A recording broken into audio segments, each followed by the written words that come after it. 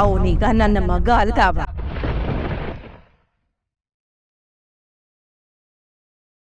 ಅವಳ ಗಂಡ ಆಟೆಯ.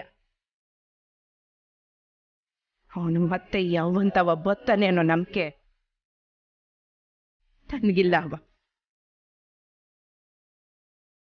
ತನ್ನ ಮಗ ನನ್ನಿಂದ ದೂರ ಆಗಕ್ಕೆ ನಾ ಟೇಸನ್ ಮೆಟ್ಲತ್ತ ಕಾರಣ ಪುಟ್ಟಕ್ಕನ್ ಮಗಳು.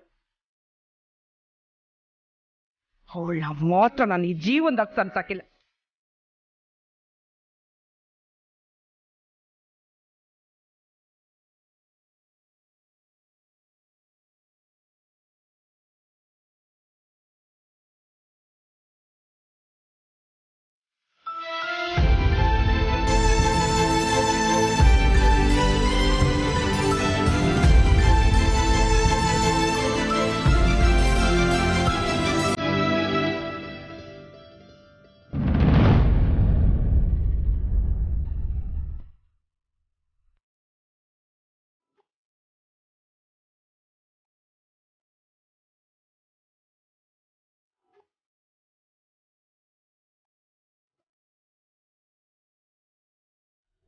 ಸ್ನೇಹ, ನೀ ಏನು ಯೋಚನೆ ಮಾಡ್ತಿದ್ಯಾ ಅಂತ ಗೊತ್ತು ಕಣವೆ.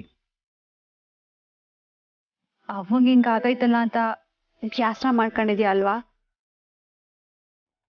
ಎಲ್ಲ ಸರಿ ಹೋಯ್ತದೆ ಅಕ್ಕ. ಇದೆಲ್ಲ ನನ್ನಿಂದನೇ ಆಗಿರೋದಲ್ವಾ? ಒಳ್ಳೆಯವರೇ ಬೇರೆ, ಒಳ್ಳೆಯವ್ರ ತರ ನಡ್ಕೊಳ್ಳೋರೇ ಬೇರೆ ಅಂತ ಅವಂಗ್ ಯಾಕೆ ಅರ್ಥ ಆಗ್ತಿಲ್ಲ? ನಾನೇ ಬಂಗಾರಮ್ಮ ಅವ್ರ ಮೇಲೆ ಕಂಪ್ಲೇಂಟ್ ಕೊಟ್ಟೆ ಅಂತ ಅನ್ಕೊಂಡಿದ್ದಾಳೆ. ನಿಜವಾಗ್ಲೂ ಅಕ್ಕ, ಶ್ರೀ ಅವರೇ ಕಂಪ್ಲೇಂಟ್ ಕೊಟ್ಟಿದ್ದು. ಅಷ್ಟಕ್ಕೂ ಅವ್ರು ಮಾಡಿದ್ರಲ್ಲಿ ತಪ್ಪೇನಿತ್ತು ಹೇಳು? ಕೆಲವೊಂದು ವಿಷಯದಾಗೆ ಸರಿ ತಪ್ಪು ಅನ್ನೋದಕ್ಕಿಂತ ಅದರಿಂದ ಬೇರೆಯವ್ರಿಗೆ ಇವನ್ ತೊಂದರೆ ಆಯ್ತದೆ ಅನ್ನೋದು ಯೋಚನೆ ಮಾಡ್ಬೇಕಾಯ್ತದೆ. ಸರಿ ತಪ್ಪು ಮನ್ಸನ್ಗೆ ಎಲ್ಲ ಸಮಯದಾಗೂ ಮುಖ್ಯ ಆಗಕ್ಕಿಲ್ಲ, ಭಾವನೆಗಳು ಮುಖ್ಯ ಆಯ್ತದೆ. ಒಪ್ತೀನಿ. ಆದ್ರೂ ಅಕ್ಕ, ನಾನೇನಾದ್ರೂ ಬೇಕು ಅಂತ ಹೀಗೆ ಮಾಡಿದ್ನ?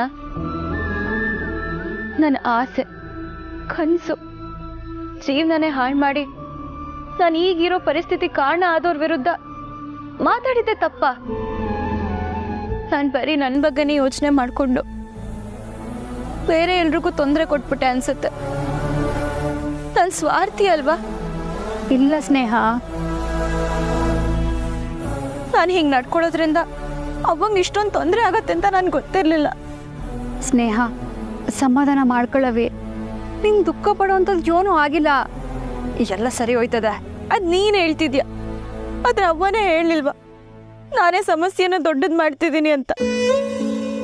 ಅಲ್ಲ ಅಕ್ಕ, ನೀನೇ ಹೇಳು. ನಮಗೆ ಅನ್ಯಾಯ ಆದಾಗ ನಾವು ಸಹಿಸ್ಕೋಬಾರ್ದು ಅಂತ ಅವ್ವನೇ ತಾನೇ ಹೇಳ್ಕೊಟ್ಟಿದ್ದು.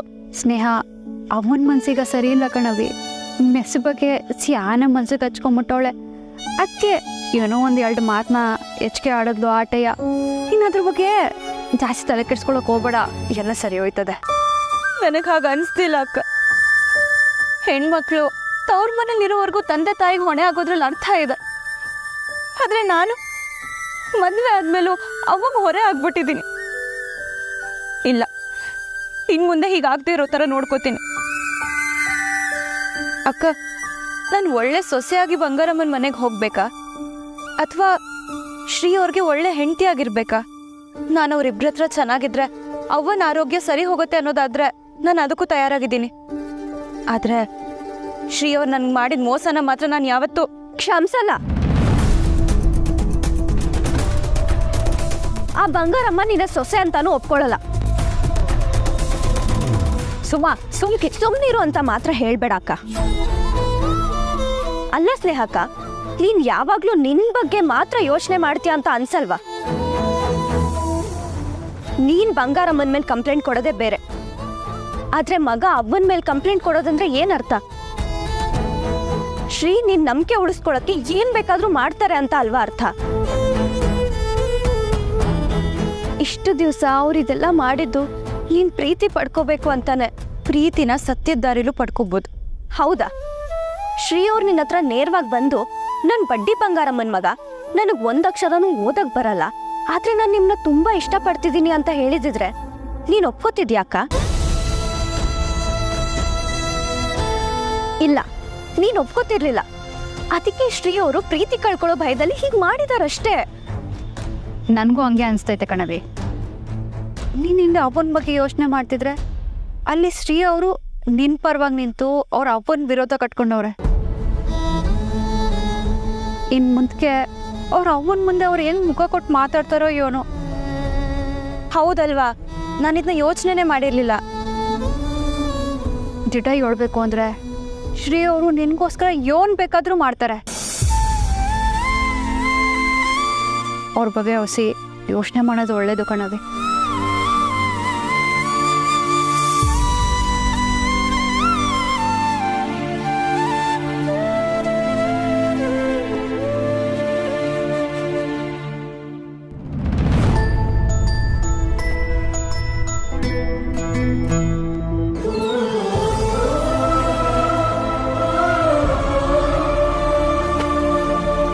ಕೂದಲೆಳೆ ಅಷ್ಟು ಅಂತರ ಶುರುವಾದರೂ ಅದನ್ನಲ್ಲೇ ಮುಚ್ಚಬೇಕಂತೆ. ಇಲ್ಲ ಅಂದರೆ ಭೂಮಿ ಬಾಯಿ ಬಿಡ್ದಂಗೆ ಕವಲೊಡೆದು ಎಲ್ಲ ಸಂಬಂಧಗಳು ಬಾಚ್ಕೊಂಡು ತಿಂತವೆ. ಕಂಟೆ ಕಂಟೆ ಕಂಟೆ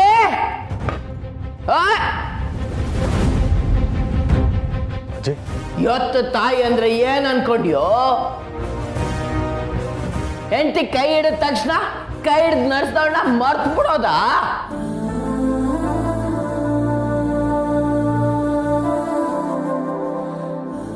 ನನ್ನ ಮಗಳಿರೋದನ್ನ ದೂರ ಕೊಡಕ್ಕೆ ಧೈರ್ಯನೋ ನಿನಗೆ? ನನ್ನ ಮಗಳು ಅಟ್ವಾದಿ ಒಪ್ಕೋತೀವ್ನಿ, ಆದ್ರೆ ಸ್ವಾಭಿಮಾನ ಬಿಟ್ಟು ನಡೆಯೋಳಲ್ಲ, ಧರ್ಮ ಬಿಟ್ಟು ನಡೆಯೋಳಲ್ಲ. ಹಿಂಗಿದ್ರು ಅವಳ ಮ್ಯಾಕೆ ದೂರ ಕೊಟ್ಯಾ? ಅದ್ ಹೆಂಗ ಕೊಟ್ಟೆ? ಅವಳು ಯಾರು ಕೇಳೋರಿಲ್ಲ ಅಂತನಾ? ನಾನಿವ್ನಿ ಹೇಳ, ಅದ್ ಹೆಂಗ್ ದೂರ ಕೊಟ್ಟೆ ಅಂತ? ಅಜ್ಜಿ ನಾನು ಹೇಳದ್ನಲ್ಲ ಅವನ್ ಮ್ಯಾಕೆ ನಾನು ನೋಡೋ, ಕಾರಣ ಯೋನೇ ಇರ್ಬೋದು, ಆದ್ರೆ ನಿಮ್ಮ ಅವ್ವಂಗೆ ಸ್ವಂತ ಮಗನಿಂದ ಹಿಂಗಾಗದೆ ಅಂತ ಗೊತ್ತಾದಾಗ ಅವನ ಮನ್ಸಿಗೆ ಏನ್ ಅನ್ಸುತ್ತೆ ಅಂತ ಯೋಚಿಸಿದ್ಯಾ? ಹೋಗೋ, ನಿಮ್ಮ ಅವ್ವಂತವ ಕ್ಷಮೆ ಕೇಳು, ಹೋಗೋ ಅಂತ ಹೇಳ್ದೆ.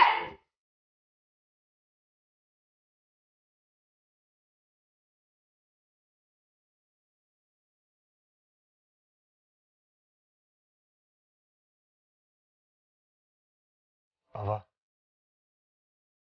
ಇಂಥ ಮಗ ನಿಂಗೆ ಬೇಕಾಗಿತ್ತ ಅಂತ ನೊಂದ್ಕೊತಿದ್ಯವ. ನೀನೇನು ತಪ್ಪು ಮಾಡಿಲ್ಲ ಅಂತ ನಂಗೆ ಗೊತ್ತವ. ನಾನೇನು ವಿರುದ್ಧ ದೂರು ಕೊಟ್ಟಿರೋದು ಮಾತ್ರ ನಿಂಗೆ ಕಣ್ಣಿಗೆ ಕಾಣಿಸ್ತಿದೆ, ಆದರೆ ನಾನು ಯಾಕೆ ಹಂಗೆ ಮಾಡ್ತೀವಿ ಅಂತ ನೀನು ಯೋಚನೆ ಮಾಡಲಿಲ್ಲ ಅಲ್ವೇ? ಊರವರೆಲ್ಲ ನನ್ನ ಅಮ್ಮನ ಬಗ್ಗೆ ಮಾತಾಡೋದನ್ನ ನನ್ನ ಕೈಲಿ ಸಹಿಸ್ಕೊಳಕ್ಕಾಗಲಿಲ್ಲ. ಅದಕ್ಕೆ ನನ್ನ ಮುಂದೆ ನಾಟಕ ಆಡಿ ಬೆನ್ನಿಂದೆ ಚೂರಿ ಹಾಕೋದಿಲ್ಲ. ಅವ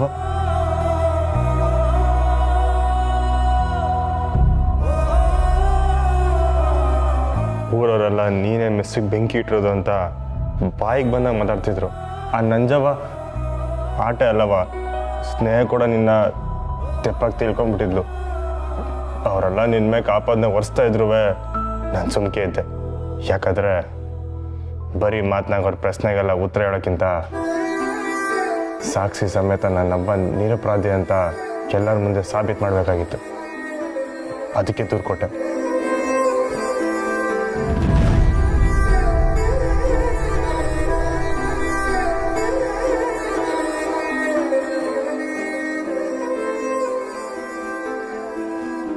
ಗೊತ್ತಾಯ್ತು ಬಿಡು, ಇಡೀ ಜಗತ್ನ ಮೆಚ್ಚಕ್ಕೆ, ಆ ಹುಡುಗಿನ ಮೆಚ್ಚಕ್ಕೆ ನೀನು ಎತ್ತವನ್ನೇ ಪೊಲೀಸ್ ಸ್ಟೇಷನ್ಗೆ ಕಳಿಸೋಷ್ಟು ಬದಲಾಗ್ಬಿಟ್ಟೆ ನೀನು.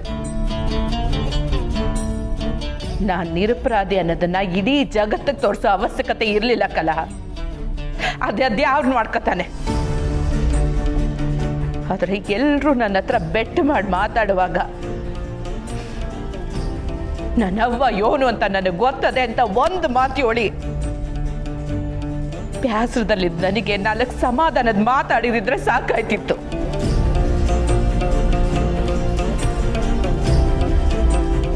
ಅವ ನಾನು ಹೇಳಿದ್ದು ಸಾಕು. ಮಾತು ಜಾಸ್ತಿ ಆದಷ್ಟು ಮನಸ್ತಾಪಗಳು ಜಾಸ್ತಿ ಆಯ್ತದೆ. ನನಗೆ ನನ್ನ ಮಗಳು ನೆಮ್ಮದಿ ಮುಖ್ಯ. ಅವಳಿಗೆ ನೋವು ಕೊಡೋರು ಯಾರನ್ನು ನಂಗೆ ಸಂಸಾಕಿಲ್ಲ. ನನ್ನ ಮೊಮ್ಮಗನೇ ಆದ್ರು. ನಾನು ಮೊದಲೇ ಹೇಳ್ದಂಗೆ ನಿನ್ನ ಹೆಂಡ್ರು ಈ ಮನೆಗೆ, ಈ ಮನೆತನಕ್ಕೆ, ಮುಖ್ಯವಾಗಿ ನಿಮ್ಮ ಅವ್ವಂಗೆ ಹೊಂದ್ಕೊಂಡು ಹೋದ್ರೆ ಅವಳು ಇಲ್ಲಿರ್ತಾಳೆ. ಇಲ್ಲ ಅಂದ್ರೆ ಅವಳು ಅವ್ರ ಮನೇಲೇ ಇರ್ಬೇಕಾಯ್ತದೆ.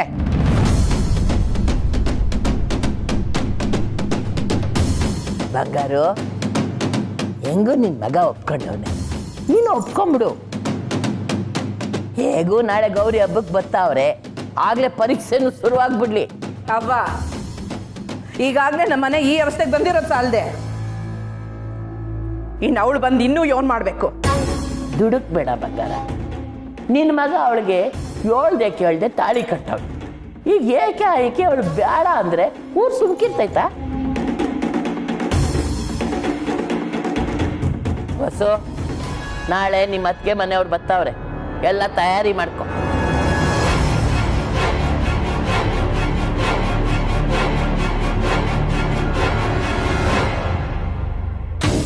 ಅಜ್ಜಿ, ಅತ್ತಿಗೆಗೆ ಪರೀಕ್ಷೆ ಇಡ್ತೀಯಾ? ಮೊದಲೇ ಅವ್ವನಿಗೂ ಅತ್ತಿಗೆಗೂ ಆಗಲ್ಲ. ಆಯ್ತದೆ, ನಾನು ನೋಡ್ಕೊತೀನಿ. ನಿಮ್ಮ ಅಣ್ಣ ಅವನವಂತವ ಮಾತೇ ಆಡಲ್ಲ ಅಂತಿದ್ದ. ಮಾತಾಡಂಗ್ ಮಾಡ್ಲಿಲ್ವಾ ನಾನು? ನಮ್ಮ ಅಜ್ಜಿ ಆಣೆ ಚೌಡವ ಅಂದ್ರೆ ಕೇಳ್ಬೇಕೆ? ಈಟಕ್ಕೆ ಈಟೊಂದು ಖುಷಿ ಪಟ್ರೆ ಹೆಂಗವ? ಇನ್ನು ನಂಗೆ ಏಟೊಂದು ಕೆಲಸ ಬಾಕಿ ಐತೆ. ಏನಜ್ಜಿ? ಇನ್ನ ನಿನ್ ಗಂಡನ ಮನೆಗೆ ಸೇರ್ಸೋದು.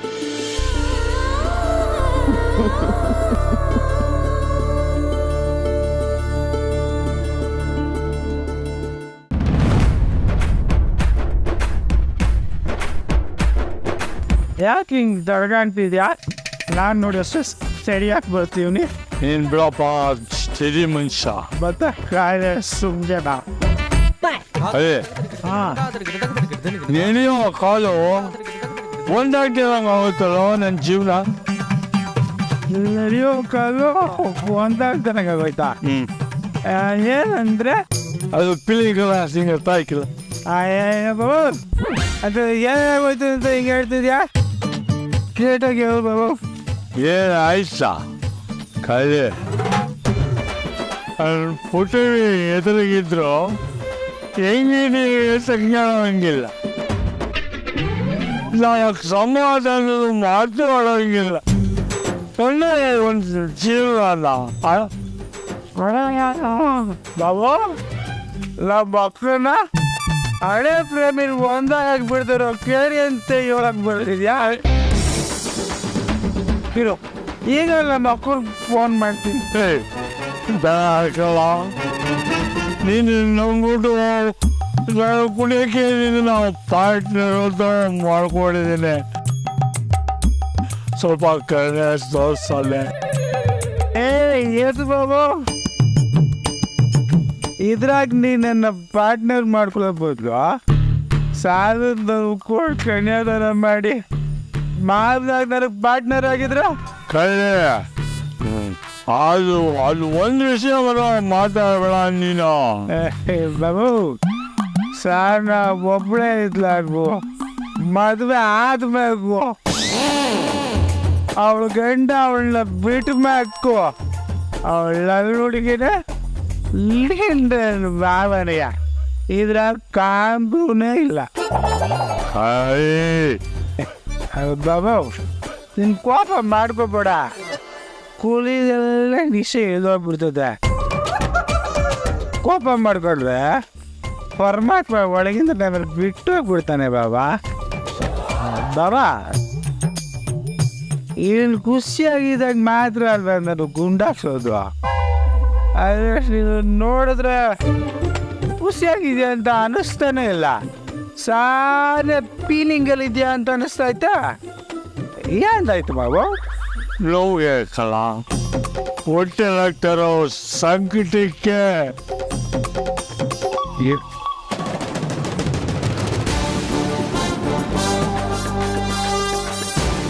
ಕಲೆ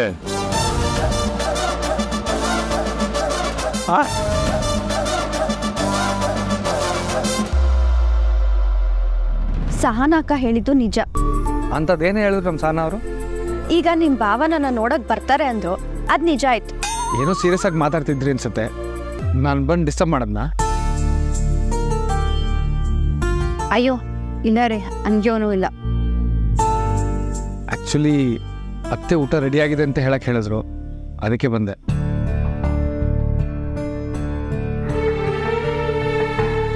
ರಾಜು ಅವ್ರ ಮನೆಗೆ ಬಂದು ಹೋಗಿದ್ದಕ್ಕೆ ಬೇಜಾರು ಮಾಡ್ಕೊಂಡಿದ್ದಾರೆ ಸ್ನೇಹ ಅವರ.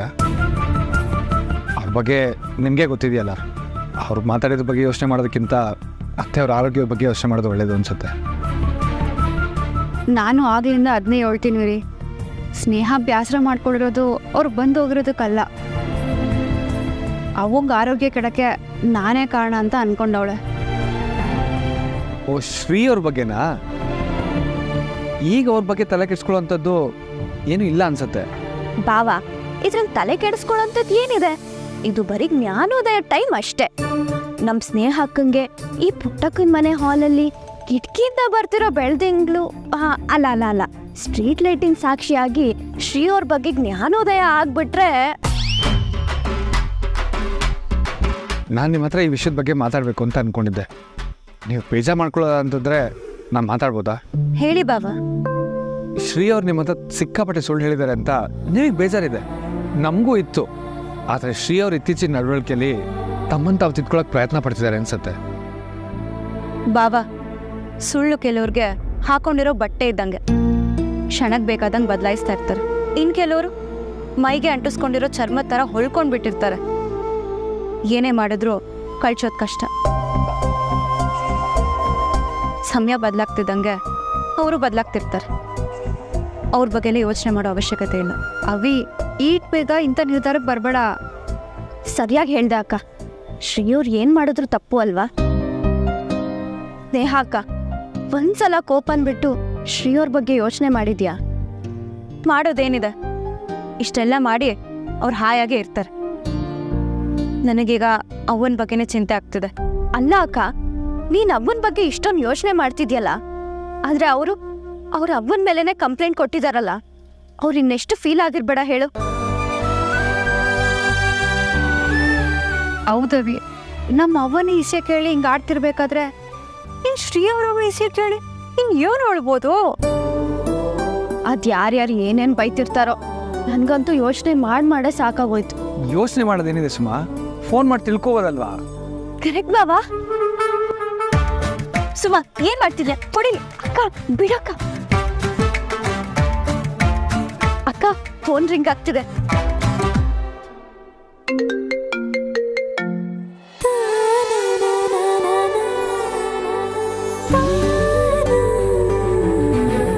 Hello miss. ನಾನ್ ಮೆಸ್ ಅಲ್ಲ, ಕೊಕ್ಕೋ. ಕೊಕ್ಕೋನಾ? ಅಬ್ಬಬ್ಬ, ಮೆಸ್ ಅನ್ಬೇಕಾಗಿದ್ದ ಜೋಶು ಕೊಕ್ಕೋ ಅನ್ವಾಗಿಲ್ಲ. ಅಂದ್ರೆ ನಾವ್ ಅಷ್ಟೊಂದು ಕೀಳ. ಸುಮಾ, ಕೊಡಿ. ಅಕ್ಕ ಫೋನ್ ಕಿತ್ಕೊಳಕ್ ನೋಡ್ತಿದ್ದಾಳೆ. ಯಾಕೆ? ಇನ್ಯಾಕೆ? ನಿಮ್ ಜೊತೆ ಮಾತಾಡ್ಬೇಕಂತೆ. ಸುಮಾ,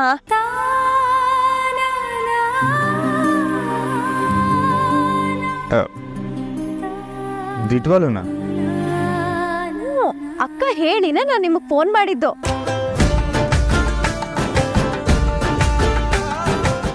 ಅಧಿಕ ಪ್ರಸಂಗಿ.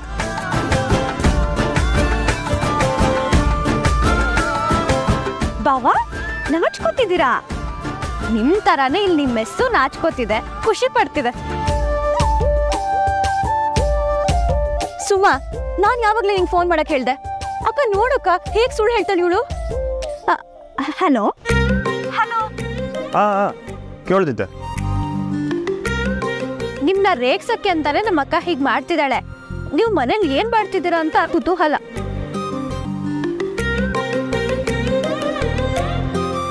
ಅದಕ್ಕೆ ಇವಳೇ ಫೋನ್ ಮಾಡು ಅಂದಿದ್ದು. ಅಯ್ಯೋ ನೋಡಿ, ನಾನೇ ಮಾತಾಡ್ತಿದ್ದೀನಿ. ಇರಿ, ನಿಮ್ ಮೆಸೇಜ್ ಕೊಟ್ಟೆ.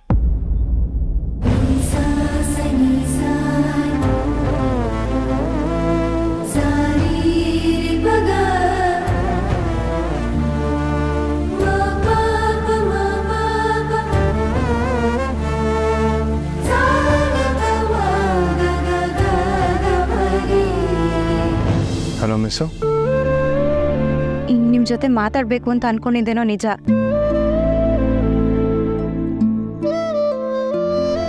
ಆದರೆ ಫೋನಲ್ಲ. ಈಗಲೇ ಮಾಯದ ಬಂದ್ಬಿಡ್ಲಾ? ಇಲ್ಲ ಇಲ್ಲ, ನೀವು ಇಲ್ಲಿಗೆ ಬಂದರೆ ನಾನು ನಿಮಗೆ ಬೇರೆನೇನೋ ಹೇಳ್ಕೊಡ್ತಿದ್ದೀನಿ ಅಂತ ಅವ್ವ ಅನ್ಕೋತಾಳೆ. ಮತ್ತೆ ಸಿಗುಮಾ?